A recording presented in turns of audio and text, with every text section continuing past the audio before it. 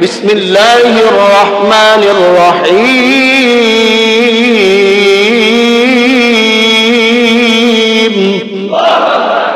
আলিফ লাম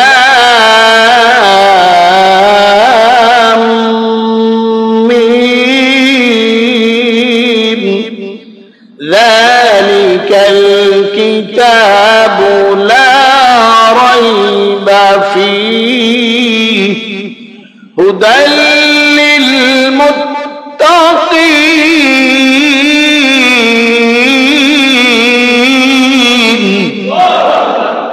আল্লাযীনা ইউমিনুনা বিল গায়বি ওয়া ইউকিমুনাস সালাহ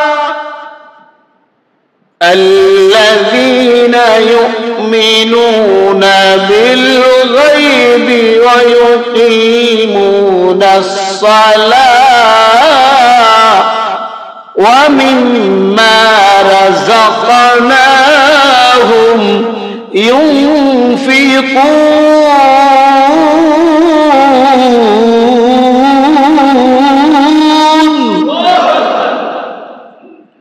ওয়াল্লাযীনা ইউমিনুনা বিমা উনজিলা ইলাইকা ওয়া মা উনজিলা মিন ক্বাবলিক ওয়া বিল আখিরাতি হুম ইউকিনুন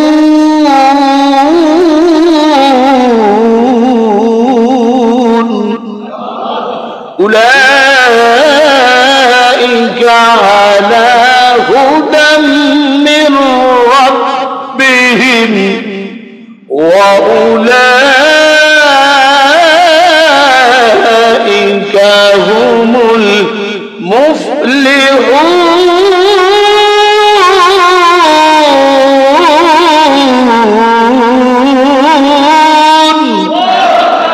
কি কোরআন তেলাওয়াত ভালো লাগে না খারাপ লাগে? এ মুসলমান, কোরআনের মতো এত ভালো কোন বাণী পৃথিবীতে নাই। কথা কোন ঠিক না বেঠিক? এই পৃথিবীতে হাজার হাজার বই কিতাব রচনা লেখা হয়েছে, কোন কিতাবের কোন হাফেজ দুনিয়ার মধ্যে মওজুদ নাই। কিন্তু যেদিন থেকে আমার রব আল্লাহ কোরআনুল কারীম নাজিল করেছেন, ওদিন থেকে আজ পর্যন্ত তামাম পৃথিবীতে কোরআনের হাফেজ আছে না নাই? একজন আর দুইজন নয়, লক্ষ লক্ষ কোরআনের হাফেজ বানিয়েছেন কে?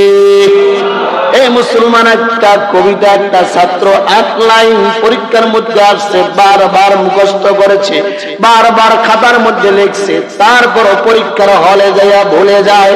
কথাগণ, কিন্তু কোরআনুল কারীম যারা মুখস্থ করেছে, আমার রব কোরআনুল কারীম এমন ভাবে সিনায় ঢুকিয়ে দিয়েছেন, একবার ঢুকলে ওটার কোনদিন সিনা থেকে বের হয় না। একটা কবিতা বারবার পাঠ করলে ভালো লাগে না, একটা কবিতা বারবার আবৃত্তি করলে ভালো লাগে না, একটা গান বারবার শুনতে ভালো লাগে না। কিন্তু সূরা ফাতিহা প্রত্যেক নামাজের শুরুতে পড়া লাগে কি লাগে না? আজ পর্যন্ত কোন নামাজি বলে নাই সূরা ফাতিহা ভালো লাগে না, বরং তেলাওয়াতকারীর কণ্ঠ যদি ভালো হয়, ইমামের কণ্ঠ যদি ভালো হয়, তেলাওয়াত লম্বা করলে আরো বেশি মজা লাগে। ঠিক না বেটি? বলে কেমন তেলাওয়াত? আমার পয়গম্বরের জবানের মতো এত তেলাওয়াত কোন মানুষের ভালো ছিল না। আমার পয়গম্বরের তেলাওয়াত শোনার পর লক্ষ লক্ষ বেঈমানেরা কোরআন শরীফ তেলাওয়াত শুনে ইমানদার হয়ে গেছে, কালেমা পড়ে মুসলমান হয়ে গেছে, শুধু কোরআন তেলাওয়াত শোনার কারণে। তাফসীর শুনে নাই, ব্যাখ্যা শুনে নাই, কোরআন তেলাওয়াত শোনার পর কলবের মধ্যে এমন ধাক্কা লেগেছে, ইমানের বাতি জ্বালায় দিয়েছে কে? এই কোরআনুল কারীমকে আমার রব আমার আল্লাহ মানুষগুলা যখন জান্নাতীরা যখন জান্নাতে চলে যাবে, জান্নাতীদেরকে আমার রব এই পৃথিবীর জমিনে আমার আল্লাহ একজন ব্যক্তির কণ্ঠ সবচেয়ে সুন্দর করে বানিয়েছিলেন, যার কণ্ঠ শুধু মানুষ পাগল ছিল না, যার কণ্ঠ শোনার জন্য শুধু জঙ্গলার প্রাণী পাগল ছিল না, যার কণ্ঠ শোনার জন্য জঙ্গলার হিংস্র প্রাণী, গর্তের পিপিলিকা, সমুদ্রের মাছ পর্যন্ত পাগল ছিল। আল্লাহু আকবার।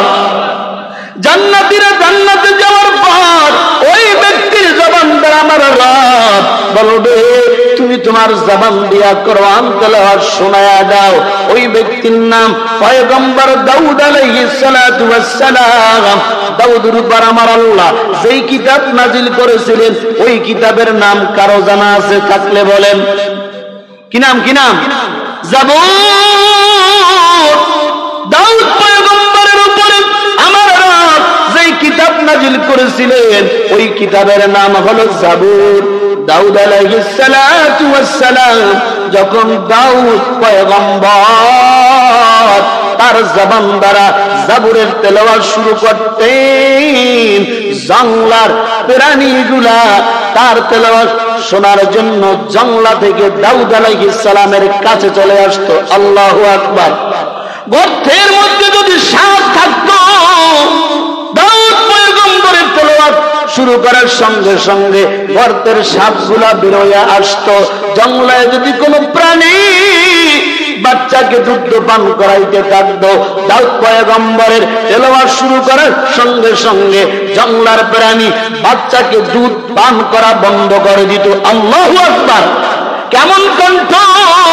দাউদ পয়গম্বর যখন তেলাওয়াত করতেন, আসমান দিয়া আকাশ দিয়া উপর দিয়া যদি কোনো পাখি উড়িয়া যাইত, সঙ্গে সঙ্গে পাখি থমকে দাঁড়াইয়া দাউদ পয়গম্বরের জবানের তেলাওয়াত শুনত। শুধু তাই নয়, দাউদ পয়গম্বর যখন তেলাওয়াত শুরু করতেন, সমুদ্রের মাছগুলা নদীর মধ্য থেকে সমুদ্রের মধ্য থেকে উপরে উঠে বাসান ধরে দাউদ পয়গম্বরের তেলাওয়াত শুনতেন। আল্লাহু আকবার। ওই দাউদ পয়গম্বরকে আমার রবকে জোরে আমার আল্লাহকে একটা ডাক দেন আল্লাহ, আরো জোরে ডাক দেন আল্লাহ। আল্লাহ তাআলা বলবেন, দাউদ তুমি তোমার জবান দিয়া কোরআনুল কারীমের তেলাওয়াত জান্নাতবাসীদেরকে শোনায়া দাও। এবার দাউদ পয়গম্বর তার জবান দিয়া কোরআনুল কারীমের তেলাওয়াত শুরু করে দিবে। তেলাওয়াত শুরু করার পর মানুষগুলা, জান্নাতের মানুষগুলা বেকরার হয়ে পাগলের মতো শ্রবণ করে শুনতে থাকবে। যখন দাউদ পয়গম্বর তেলাওয়াত বন্ধ করে দিবে, জান্নাতি মানুষগুলা জান্নাতের মধ্যে বেহুশ হয়ে পড়ে থাকবে। আল্লাহু আকবার। এই বেহুশের অবস্থা মুফাসসিরিনে কিরাম বলেছেন কম পক্ষে ৮,০০০ বছর পর্যন্ত দাউদের তেলাওয়াত শোনার পরে জান্নাতি মানুষগুলা জান্নাতের মধ্যে বেহুশ হয়ে থাকবে। আল্লাহু আকবার। হুশ আসার পর এবার আল্লাহ তাআলা আমার কোরআনুল কারীমের তেলাওয়াত শুনাইবেন। যেই কিতাব যেই ব্যক্তির উপর নাজিল করা হয়েছে তার নাম কি? মুহাম্মাদুর রাসূলুল্লাহ। আওয়াজ করে বলেন সাল্লাল্লাহু আলাইহি ওয়াসাল্লাম। যেই ব্যক্তি উপর কোরআন নাজিল করা হয়েছে মুহাম্মদ সাল্লাল্লাহু আলাইহি ওয়াসাল্লামকে বলবেন, ও আমার পয়গম্বর, আমার হাবিব, আপনার জবান দিয়া আমার কোরআনুল কারীমের তেলাওয়াত জান্নাতি মানুষদেরকে শুনাইয়া দেন। আল্লাহু আকবার। এবার মুহাম্মদ সাল্লাল্লাহু আলাইহি ওয়াসাল্লাম তার পবিত্র জবান দ্বারা তেলাওয়াত করবেন, বিসমিল্লাহির রহমানির রহিম।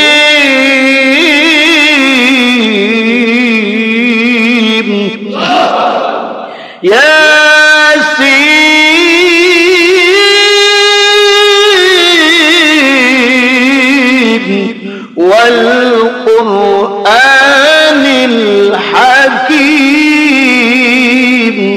ইন্নাকা লামিনাল মুরসালিন على صراط مستقيم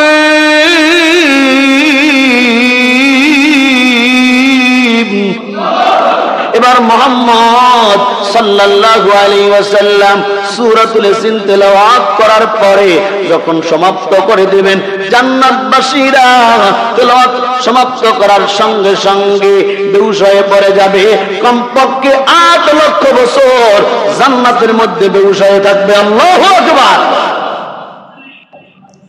বলেন কোরআন তেলাওয়াত ভালো লাগে কি ভালো লাগে না নবীর জবানের তেলাওয়াত আমরা শুনতে চাই কি চাই না আল্লাহ জান্নাত নিয়ে আমাদের প্রত্যেককে আমাদের পয়গম্বরের জবান থেকে কোরআনুল কারীমের তেলাওয়াত শোনার তৌফিক দান করেন বলেন আমিন 8 লক্ষ বছর পর যখন জান্নাতি মানুষগুলা হুঁশ আসবে এবার আল্লাহ জান্নাতীদেরকে প্রশ্ন করবেন জান্নাতবাসীরা তোমাদের আর কিছু চাওয়া পাওয়ার আছে বলে আর কিছু নাই আল্লাহ বলবেন আরো বাকি আছে আরো বাকি আছে আমি তোমাদেরকে দাউদ পয়গম্বরের জবান দিয়া কোরআন শুনাইলাম আখির জামানার পয়গম্বর মুহাম্মদুর রাসূলুল্লাহ সাল্লাল্লাহু আলাইহি ওয়াসাল্লামকে দিয়া পবিত্র কোরআন শুনাইলাম এবারও জান্নাতবাসীরা আমাকে না দেখে আমার পথে চলার চেষ্টা করেছো আমার হুকুম মানার চেষ্টা করেছো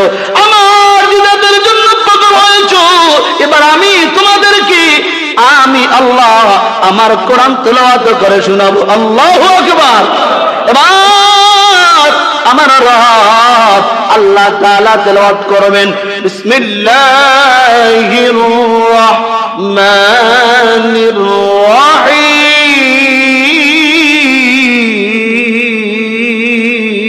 রহিম আর রহমান আল্লামাল কুরআন খালাকাল ইনসান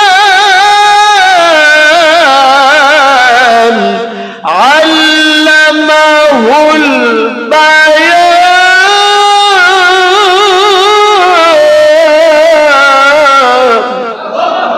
এবার আমার রব আর রহমান সূরা তেলাওয়াত করবে আর রহমান বলেন রহমান কি আর করে বলে আনার রহমান আল্লাহ তাআলার জবান থেকে যখন কোরআন তেলাওয়াত হবে বলেন দাউদ পয়গম্বরের জবানের তেলাওয়াত থাকবে না শেষ হয়ে যাবে ওটার শ্বাস ফেল হয়ে যাবে আল্লাহ যখন জবান দিয়ে কোরআন তেলাওয়াত শুনাইবে দাউদের দা বাতিল হয়ে যাবে মুহাম্মদ রাসূলুল্লাহর তাও বাতিল হয়ে যাবে আল্লাহ তাই সর্বশ্রেষ্ঠ তেলাওয়াত হবে ঠিক না বেটি এ মুসলমান ইমানদার আল্লাহর গোলাম আল্লাহ তেলাওয়াত শোনার পরে মানুষগুলা বেহুশ হয়ে থাকবে কত বছর কোনো হিসাব নাই হুঁশ হওয়ার পরে আল্লাহ আর জান্নাতীদেরকে প্রশ্ন করবেন জান্নাতবাসীরা আর কিছু চাওয়া পাওয়ার আছে জান্নাতীরা বলবে মালিক গো আর কিছু চাওয়া পাওয়ার নাই আল্লাহ বলবে ভুলে গেছো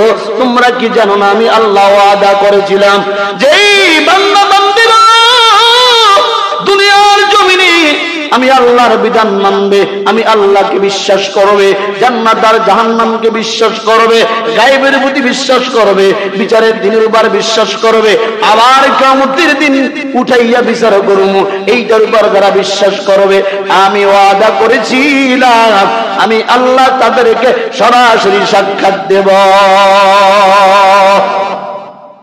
এবার আল্লাহ তাআলা জান্নাতীদের মধ্যে প্রকাশ হয়ে যাবে আল্লাহু আকবার জোরে বলেন আমরা আল্লাহর দিদার চাই কি চাই না আরো জোরে বলেন আল্লাহর দিদার পাইতে হইলে আল্লাহকে মানা লাগবে কি লাগবে না বলে আল্লাহকে মানা লাগবে মানে হলো আল্লাহর প্রত্যেকটা আহকাম বিধান মানার নাম হলো আল্লাহকে মানা মুখে মুখে আল্লাহকে মানে কিন্তু বান্দার সাড়ে তিন এক বডির মধ্যে আল্লাহর বিধান নাই নবীর তরিকা নাই তাহলে মুখে মুখে মানা দিয়া আল্লাহকে মানা হবে না এ মুসলমান আল্লাহকে কিন্তু আমরা মোটামুটি সবাই মানে বিশ্বাস করি, কিন্তু এই আল্লাহকে বিশ্বাস করার পরে কিন্তু অনেক মানুষ জান্নাতে যেতে পারবে না, কারণ আল্লাহকে মানছে মুখে, বাস্তবে তার নমুনা দেখাইতে পারে নাই, মুত্তাকি হতে পারে নাই। আল্লাহকে মানছি ঠিক, কিন্তু কলবের মধ্যে আল্লাহর ভয় ঢুকাইতে পারে নাই। এজন্য আমার রব কোরআনুল কারীম নাজিল করে বিভিন্ন জায়গায় বারংবার বলেছেন, ইয়া আইয়ুহাল্লাযীনা আমানুত্তাকুল্লাহ, ও ঈমানদারের দল, আমি আল্লাহকে ভয় কর। কাকে ভয় করবে? জোরে বলেন। বারংবার বলেছে আল্লাহ আমি আল্লাহকে ভয় কর, বারংবার বলেছে আমি আল্লাহকে ভয় কর। আমি আল্লাহকে ভয় করো মানে আমি আল্লাহর আযাবকে ভয় করো। আমি আল্লাহকে ভয় করে মানে হলো আমি আল্লাহর বিধান নামাজকে সঠিকভাবে আদায় করো। আমি আল্লাহকে ভয় করা মানে হলো যাকাত সঠিকভাবে প্রদান করো। আমি আল্লাহকে ভয় করো মানে হলো রমজান মাসে রোজা সঠিকভাবে আদায় করো। আমি আল্লাহকে ভয় করা মানে হলো ন্যায়ের পথে থাকো, অন্যায়ের বিরুদ্ধে রুখে দাঁড়াও। কথা বলেন ঠিক না বেঠিক? তাহলে জবান দিয়া আল্লাহ মানলি সঠিক আল্লাহ মানা হয় না ততক্ষণ পর্যন্ত বান্দার অন্তরে আল্লাহর ভয় না থাকে। এই জন্য আমি আপনাদের সম্মুখে যেই সূরা তেলাওয়াত করেছি, সূরার নাম কি? জোরে বলেন, আর জোরে বলেন।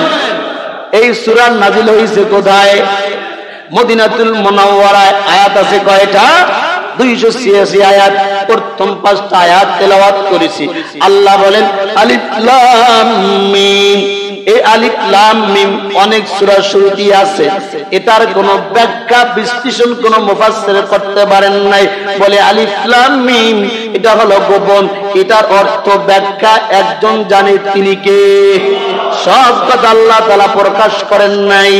আবার কোন মুফাসসির কেরাম বলেছেন আলিফ দ্বারা আল্লাহ, লাম দ্বারা হলো জিবরাইল, আর মিম দ্বারা হলো মুহাম্মদ।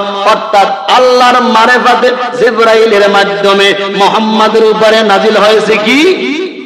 কথা কয় না? আদরে বলেন কি? কিন্তু সঠিক ব্যাখ্যা বিশ্লেষণ এটার মূল অর্থ কে জানে? আনুষঙ্গিক বলেছে আলিফ লাম মিম, 3টা হরফ। আলিফ দ্বারা হলো আল্লাহ, লাম দ্বারা হলো জিবরাইল, মিম দ্বারা মুহাম্মদ। অর্থাৎ আল্লাহর থেকে জিবরাইলের মাধ্যমে মুহাম্মাদের উপরে যেই কিতাব নাজিল হয়েছে ওই কিতাবের নাম মুখ খুললা আওয়াজ করে বলেন কি? আরো জোরে। এরপরে আল্লাহ বলেন যালিকাল কিতাব লা রাইবা ফি হুদাল লিল মুত্তাকিন।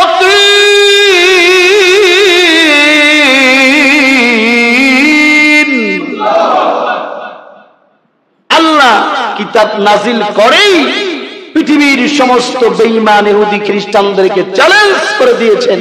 পৃথিবীর মধ্যে একজন লেখক, একজন লেখিকা যদি কোনো বই লেখে, কোনো পুস্তক লেখে, ভূমিকার শুরুতে লিখতে লিখতে লাস্টে একটা কথা লিখে দেয়।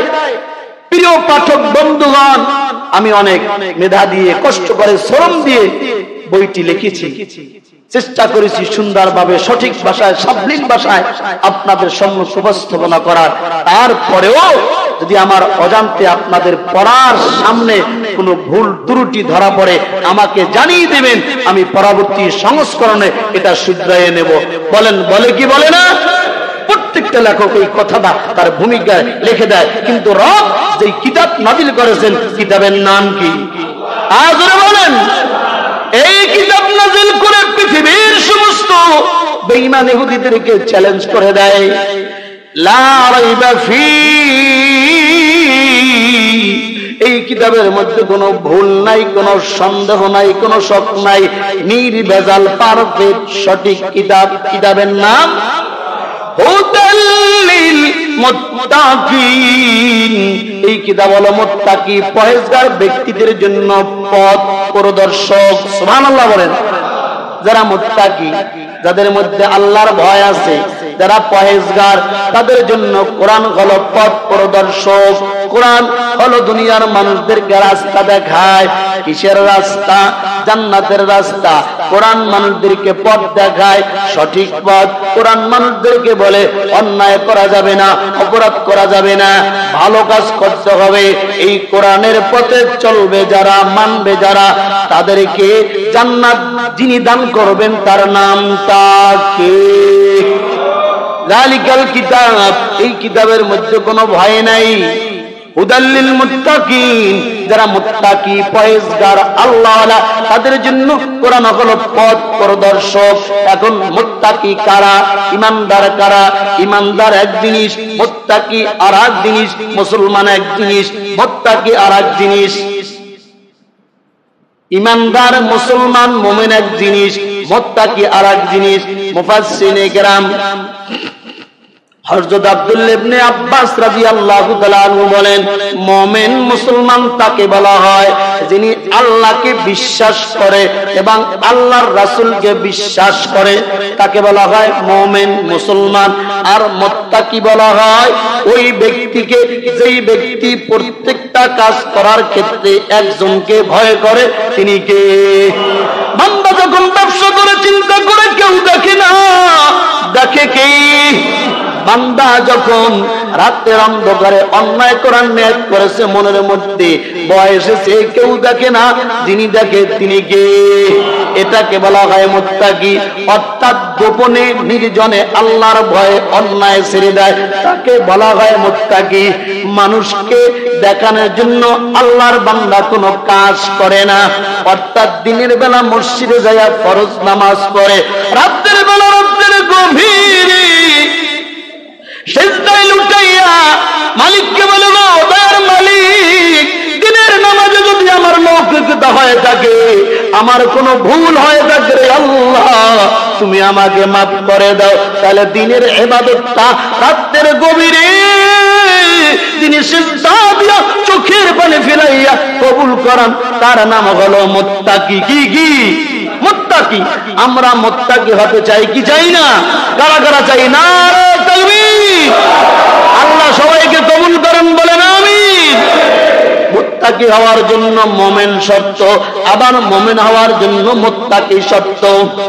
এই জন্য আল্লাহ বললেন এই কিতাবের মধ্যে কোনো ভয় নাই, তবে যারা মুত্তাকি তাদের জন্য এই কিতাব হলো পথ প্রদর্শক। এই কিতাবটাই মুত্তাকিরা মানবে। এই কিতাবের বাইরে মুত্তাকি মুমিন মুসলমান অন্য কিতাব মানতে পারে না, অন্য কোনো কথা মানতে পারে না, অন্য কোনো কারো কথা কানে নিতে পারে না। কোরআন যা বলছে সামিনা আতানা, আমার বুঝে ধরবে কি ধরবে না, আমার বিরুদ্ধে ধরবে কি ধরবে না, ওইটা আমি বুঝি না। কোরআন যেটা বলছে ওটাই আমার আল্লাহর কথা, আর যেহেতু আমি আল্লাহর বান্দা, ওটা মানতে আমার কোনো বাধা নাই। এই কথা বলেন ঠিক না ঠিক? আমার অনেক জিনিস বুঝে আসবে না, আমি বুঝবো না, তার মানে কোরআন ভুল? কথা বলেন। কিন্তু অনেক নাস্তিক পণ্ডিত এই পৃথিবীর জমিনে, বাংলাদেশেও আছে, কোরআন ভাল লাগে না, কোরআনের কথা ভাল লাগে না, আর এখন নারীর সমঅধিকার দিতে চায়। বলেন নাউজুবিল্লাহ। আরো জোরে বলেন। নারী কমিশনার গঠন করছে। কোরআন বলছে যে আইন কোরআন দিয়েছে, সে আইন এই গোষ্ঠীতে মানতে চায় না। কোরআনের আইন যেই পরিমাণ আছে, এইটাই মানার কারণেই তো সমাজে আজকে বহুত সমস্যা সংগঠিত হয়। যেরকম নারীকে 3 ভাগের 1 ভাগ দিয়েছে, অর্থাৎ পুরুষ পাবে 2, নারী পাবে 1। এটাই তো অনেক ভাই বোনকে দেয় না, ঠগায় দেয়। অনেক বাবা মেয়েকে দেয় না, ছেলেকে দিয়ে দেয়। আছে না নাই? তো যখন সমান সমান দেওয়া হবে, ছেলেটা পাবে, মেয়ে তাই পাবে, তখন সমাজে আরো কোপাকুপি মারামারি বাড়বে। কথা বলেন ঠিক না ঠিক? ইনশাআল্লাহ